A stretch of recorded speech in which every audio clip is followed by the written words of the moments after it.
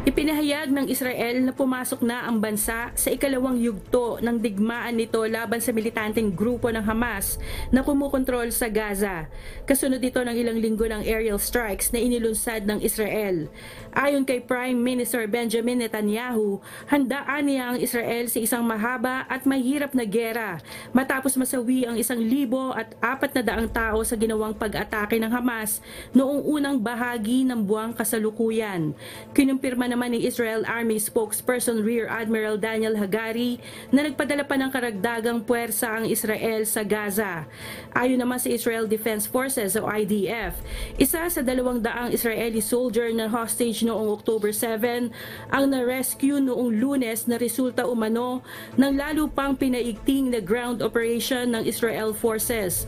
Idineklara naman ng Israel Foreign Ministry ang pagkasawi ng isang 23 anyos naman na German-Israeli na dinukot mula sa isang music festival at dinala sa Gaza. Kath Carriedo, UNTV News and Rescue. Diyos ang aming sandigan, serbisyo publiko ang aming pinahahalagahan.